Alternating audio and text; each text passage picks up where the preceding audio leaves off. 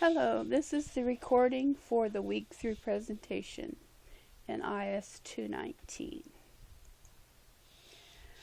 This week you're only supposed to read Chapter 7, Introduction to Structured Query Language. The discussion topic is to create a simple SQL query of your choice, explain what the query does, and the results that it would return if it was run against an actual database.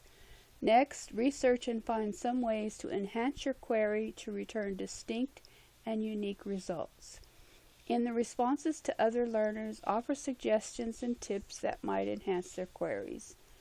The initial post is at least 100 words, due Wednesday, 1 reference required, 2 replies due on Sunday. The week 3 assignment has quite a lot of questions. I'm not going to read them off, but they're pages 307 to 334, which is at the end of the problems at the end of chapter 7. It's due Sunday. So the commands that we're going to use are create table, which is on page 255, and this is kind of tells you the parameters. So when it says column 1, that would be the name of the column. Data type would be the data type you are going to give it, and any constraints. So if we go to Oracle Apex and go to SQL Workshop and SQL commands, I've saved some. So if we I created one that's called create product table, and you'll see that I've named my columns, I've said what data type, and the constraint I put was not null. So if I run that, then my table's created. So that is the create table command. Let's see. The insert command is on page 264. So, I was going to show you on page 254, it shows you the various data types that you can choose from. So if we go to the insert, where did it go? Insert. Insert into the table name and then the values. So what are you going to insert? So your table has columns.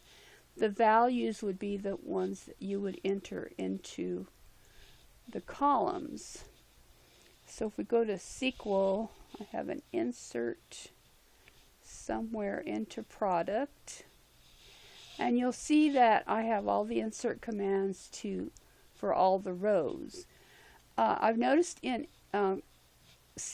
Oracle Apex, Oracle Application Express, you have to use begin and end to do when you have a whole bunch of inserts. So when I run that command, then it inserts into the product table.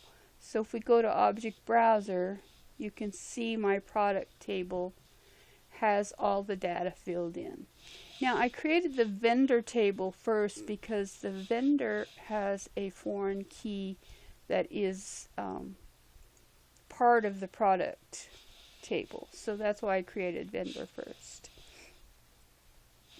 Let's see. And that's the insert. Now if you want to look at something, you use the select command. So a lot of these commands are going to be used again and again. So for instance, if you want to select all, you would use the star, the asterisk, and select all from vendor where exists.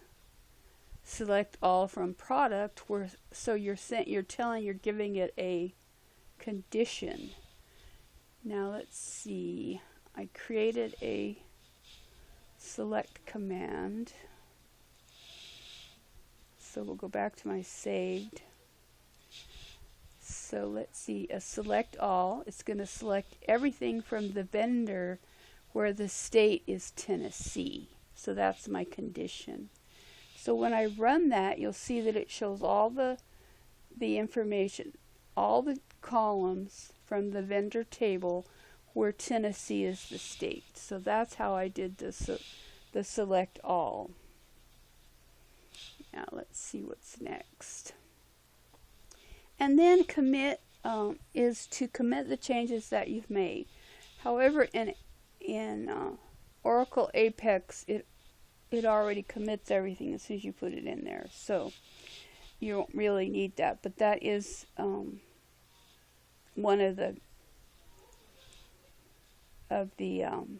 commands we're talking about this week.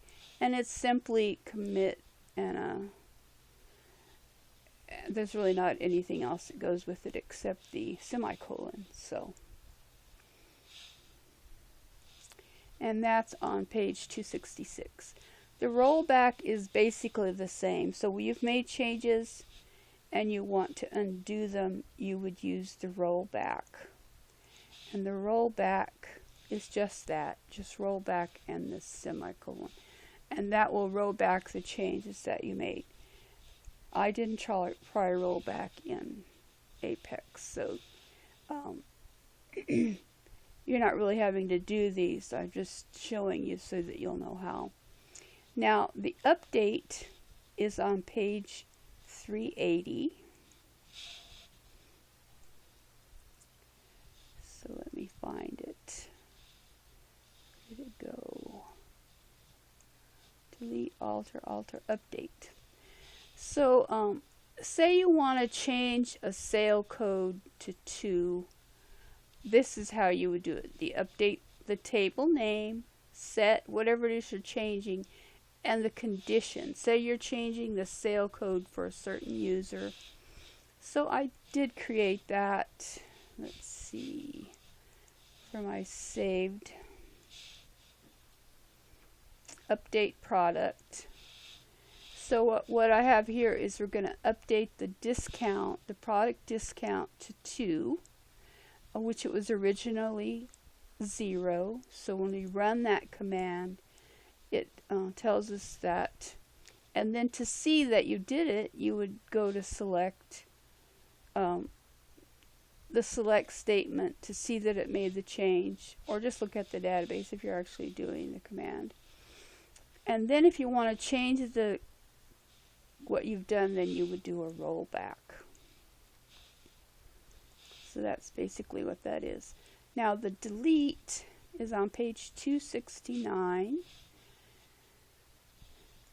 So say you're wanting to delete table rows, you would delete from the table and the condition. And that's going to be I don't think I created a code for that, but let me go and see. No, I guess I didn't. Oh, maybe I did in the next page. Yeah, delete from product. Okay, so we'll go to this one. So I did a delete from product where the P code, so the product code has a specific number. So when I run that, then that row, you see run row was deleted. And that's how you do that command. Okay, let's see on the next page. Now there are 2 ways to copy a table. The first is to create the table, imp2, then use the select all from imp1 to insert the data. That's shown on page 288. So let's see.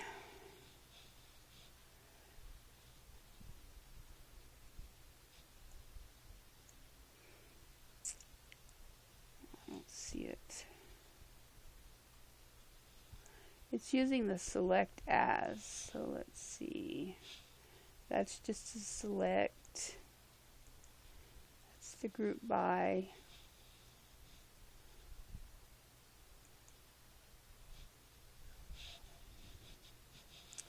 I don't know where I did that. I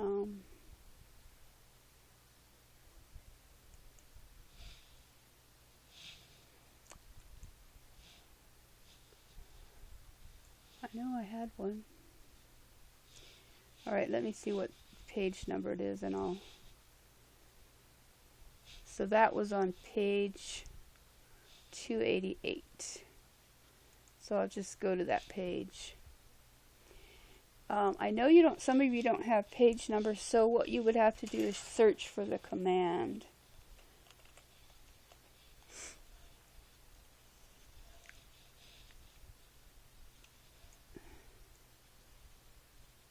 So what you do is you create the table as, and then select, and you're going to select the things from the original table from product. So you create the table, and the table name would be, in this case, is part, as, and you're going to select all the columns from product.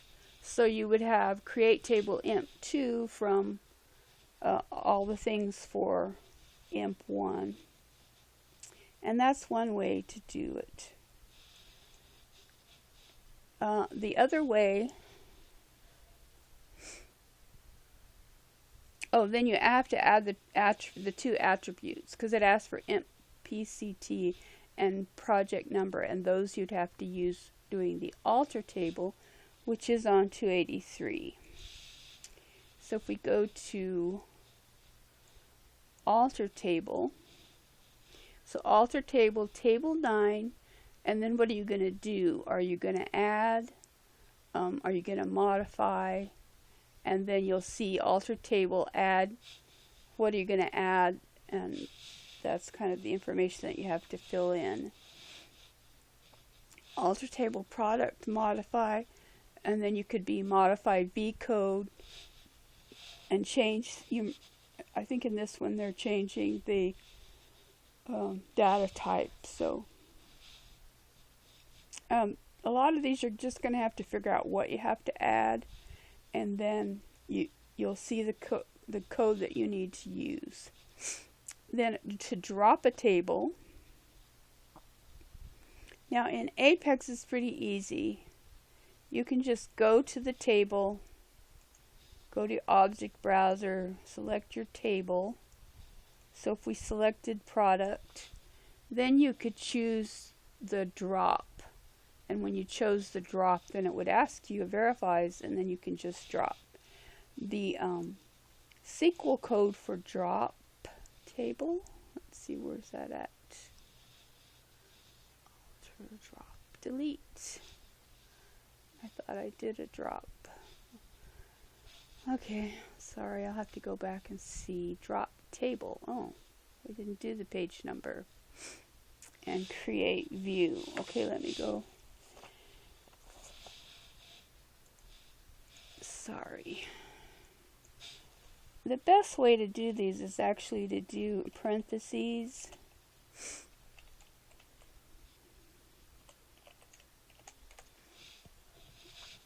See, I didn't do a highlight on that, so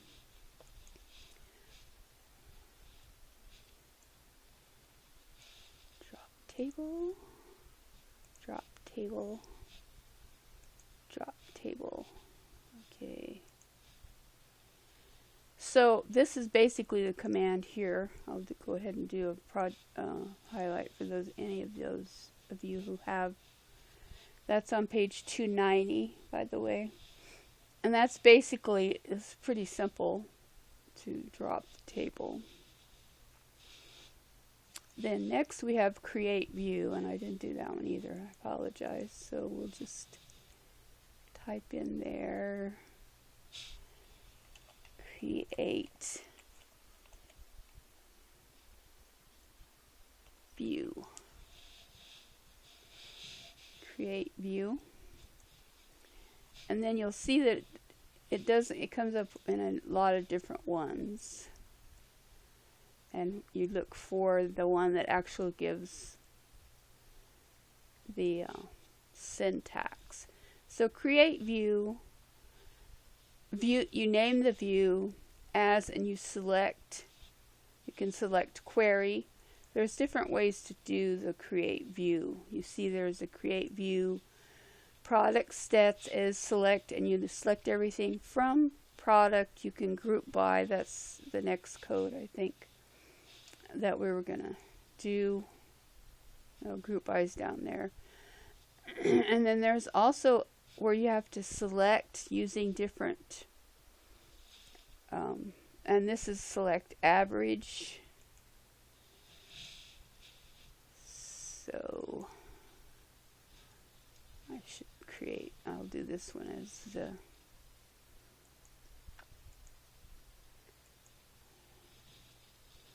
and then if we go down to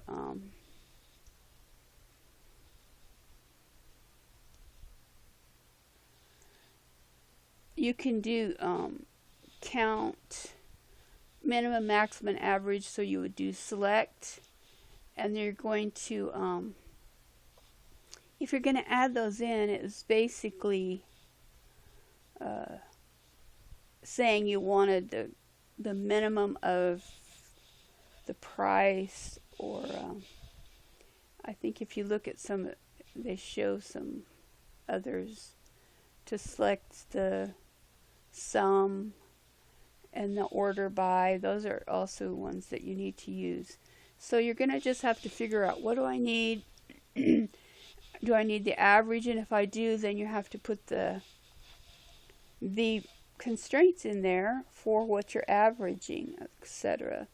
So you're going to need to decide which of these, and there's one of them that uses all of them. And that's basically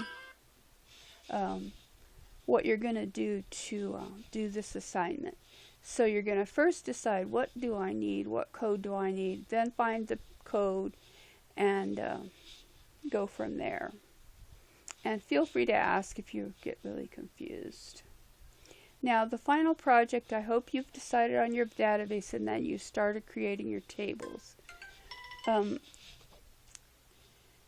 You have to enter the SQL code for queries into the proposal document, or if you create any views.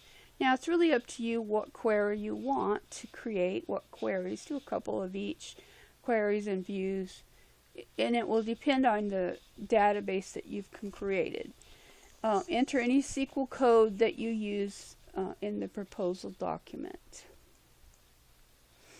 Now, to study for quiz 3, know what 2 tasks you need to complete before you can use a new RDBMS, page 251.